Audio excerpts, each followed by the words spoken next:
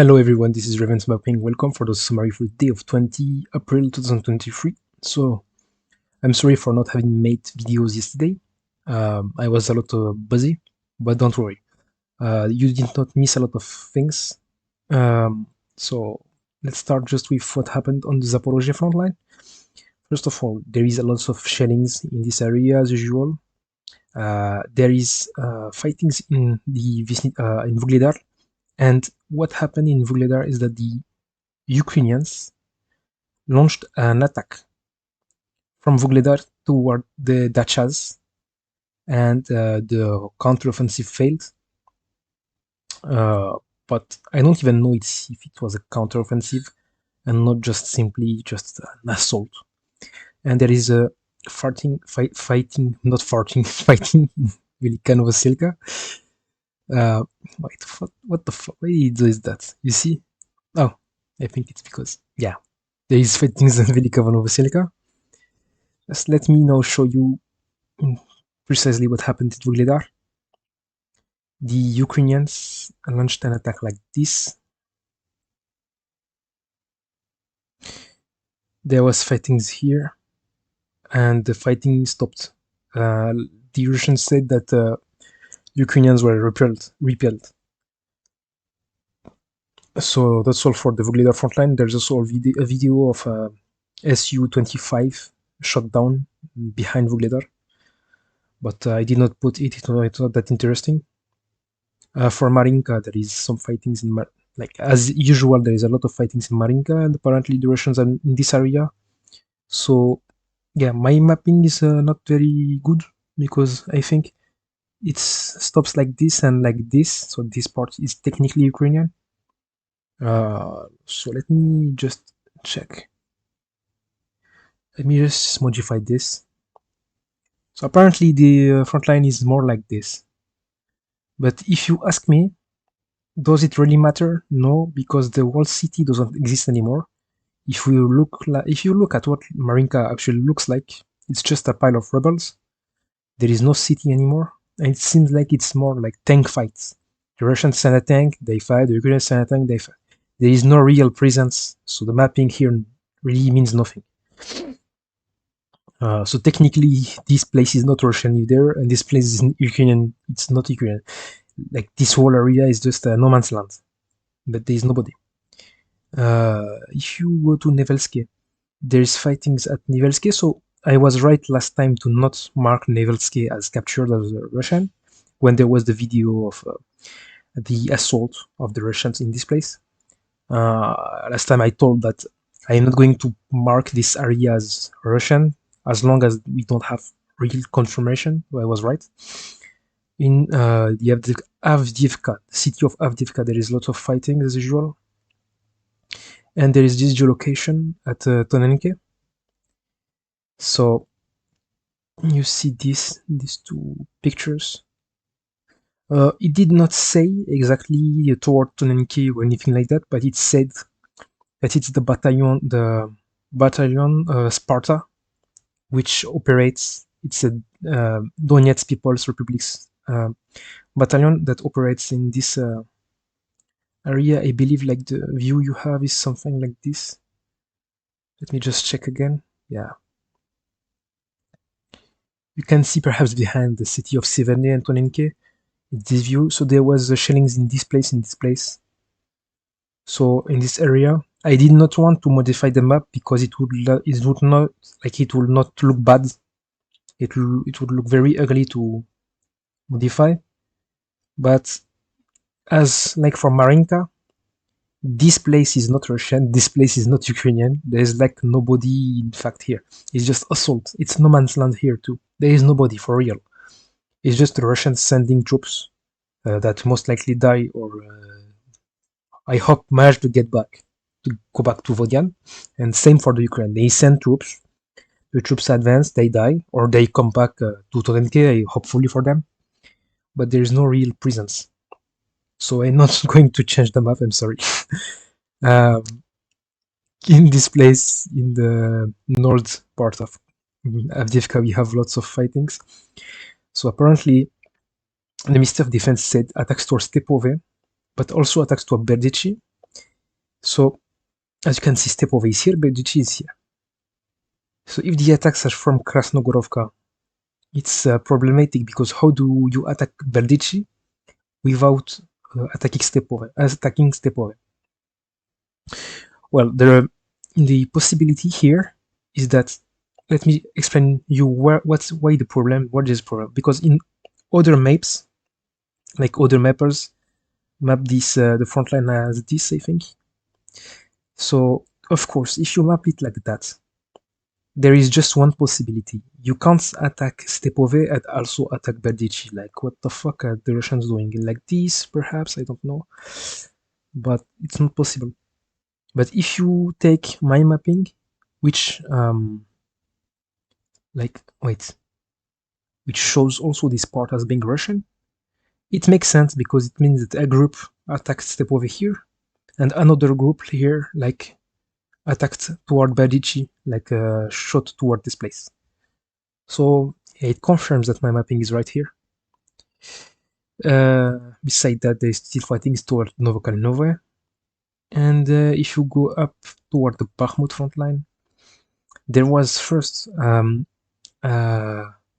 Twitter counter-offensive once again. So the Twitter internet warrior said that the Ukrainians managed to do a very successful counter-offensive that captured all of this place, something like this. But this Twitter counter-offensive doesn't exist, because I think the next day, the Ukrainians Ministry of Defense exactly said that the Russians are still attacking towards Tupochki and toward Pritichne. So I don't know, perhaps the counter-offensive just lasts for a few hours before the Russians took back this whole area. I don't know. Perhaps you have some information I don't have. I would be very interested to know. Concerning the Bakhmut front line, the Bakhmut city, we have some advances. So if I take back the map from the 16th April, you have this. So yeah, there was some advances in the north around here. So and there is also push from the Russians in this area, and push from the Russians in this area too. But yeah, it's just Bakhmut. And the most interesting part is that apparently the Russians did a counter attack in this area and physically cut off this road or something like this. But honestly, I don't really know if this road was a lot used anyway. It seems like a lot of people are saying that now that this road is closed, it's over for Ukraine. I don't think it's that over. As you remember, perhaps, the Ukrainians admitted that there is tunnels going from Artemovsk, Bakhmut to Chasov Yar, and I don't really think that this road. Yeah, of course, it's good to have a road, but it's not like the end.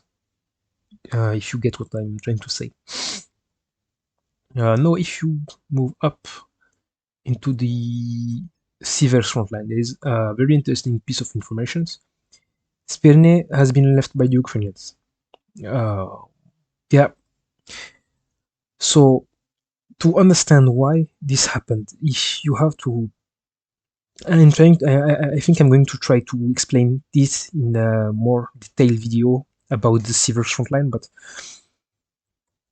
Spirne, you have to know that every day when I open Telegram and I look at the channels, I'm looking for the source of my videos, like all the videos I use to geolocate and things like that. It's not secret telegrams, it's just channels, the Russian channels. There is a lot of them. I put, like, you can see the source in some of these geolocations, but anyway, when I watch the videos, there is a lot of videos, every day almost, from shelling of Spirne, every day.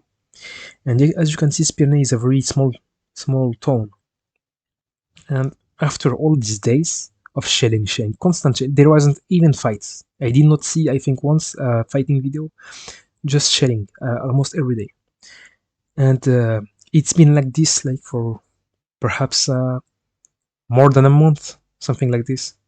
that every day there is shelling of Spirne, which means that there is almost everything destroyed, and the Ukrainians who are here are just sitting ducks. They will, like, the Ukrainian commanders just sent the Ukrainians here to die and wait to be shelled. So there was like no point in keeping this area which had no more places to hide. Everything was shelled. So they stepped back. I believe they're just now in Avdiivka. And that's all. It's not some sort of trap or some sort of huge victory for the Russians. Like, of course, it's a victory because they stepped back, but what I mean is, like, it's a logical thing. It's not a cope or anything like that. The Ukrainians just stepped back because it's the much logical thing to do. Why do you want to stay in a town where there is not a single house to hide you? You understand what I'm trying to say? So they made a very, very understandable decision, which, well, is understandable, but there is nothing much about that. It's not the start of some Russian offensive or anything like that. It's just really the Ukrainians leaving Spirne. At Bilogorovka, there is shellings as usual. I saw a video of shelling again today, but I did not take time on it to geolocate it. Just it said in the video that it's Bilogorovka, but there's nothing really interesting.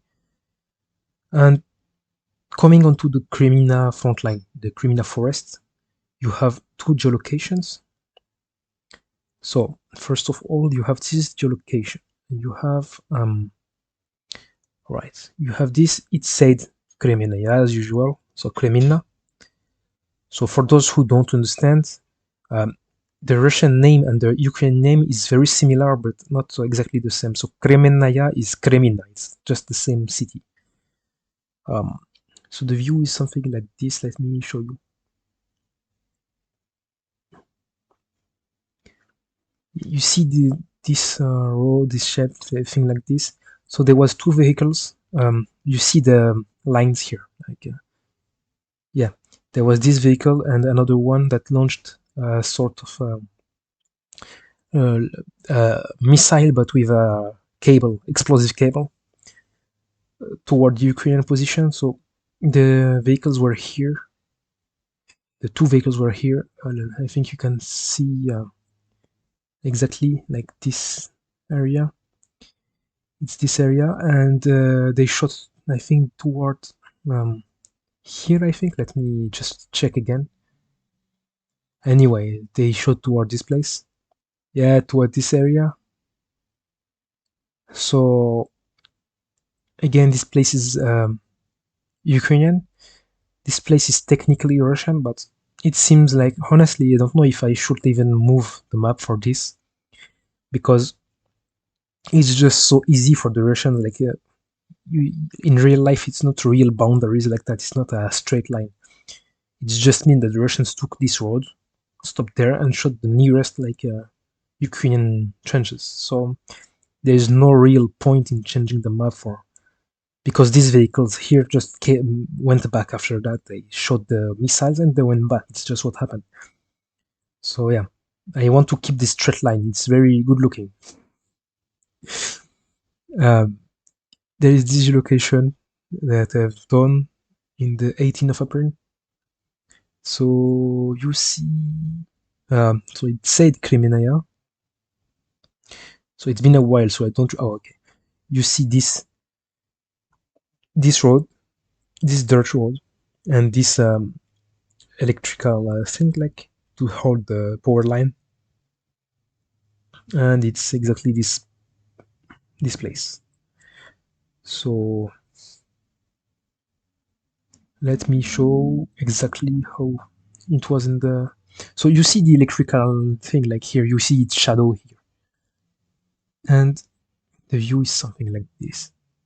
Let me just show again. Yeah, so there was Ukrainians in this place. Yeah, so the Ukrainians were like here, I believe. So that's why I put it as I did not change anything in the map. And in the video, it was shelling. So the Russians are not like exactly like directly near this place. It's just a drone filming the shelling. I believe the shelling was done from Dibrova, so that's why there is no map changes. So that's all for the Kreminna frontline.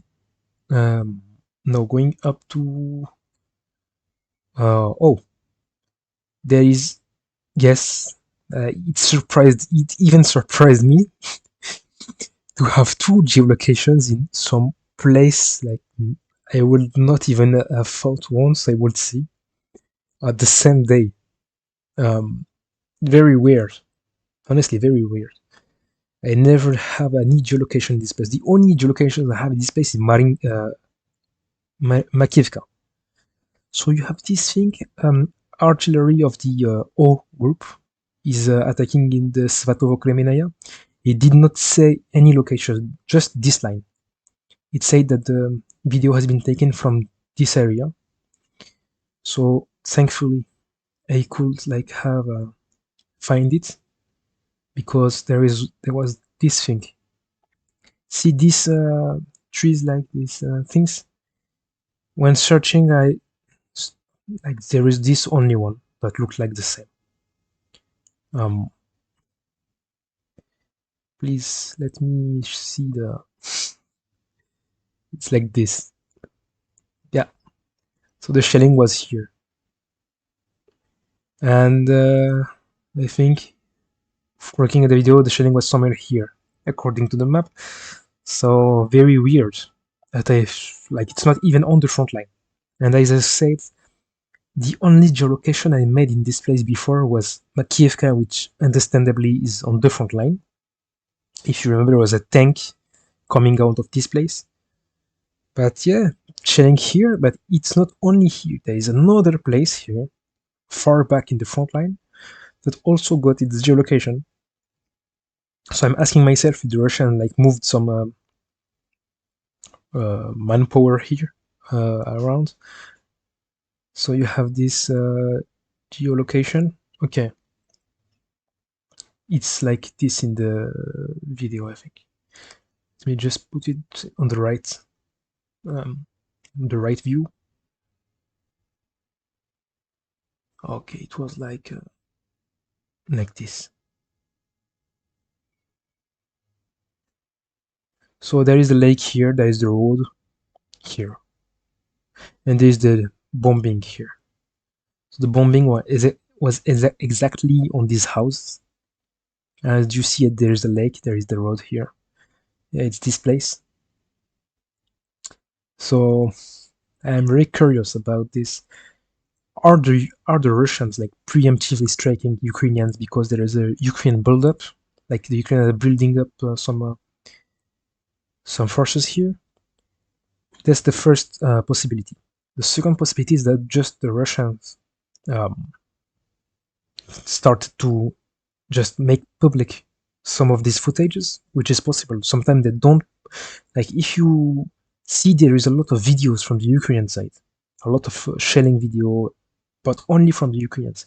It's because the Ukrainians are more okay with showing the videos of the shellings because they want to show themselves like have a better moral, show themselves winning. Sorry, but the Russians don't want to show videos, most likely for secrecy and things like that. They're not the kind of armies to just show everything. They prefer to keep things secret. And there is also this geolocation at Nevelske. So there is the hangars here. It's here. It just said Kupiansk. Sorry. So the Kupiansk front line. So it was. I was searching near Kupiansk for I don't know how much, but I ended up telling myself it's perhaps not here. I checked. I checked somewhere, watched somewhere else, and I found this Novoselivske. So you see the hangars here. This hangar, the bigger hangar here. Yeah, it's this one.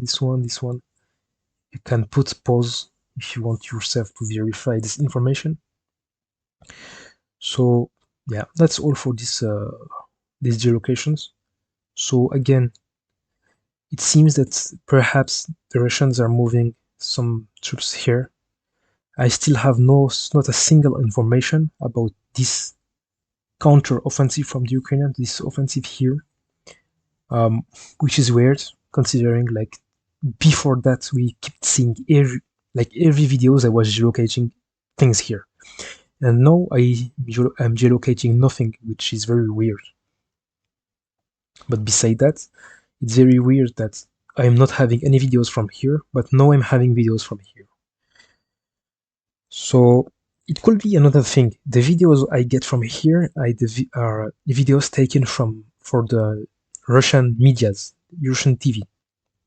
So perhaps the journalists that were in this area filming with the Russian soldiers, the front line here, perhaps they moved a bit more north and are now filming like this front line, which is very possible.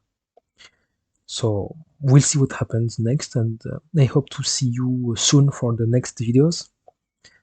Please like and share this video and subscribe and be here for the strategy video that is incoming. Thanks.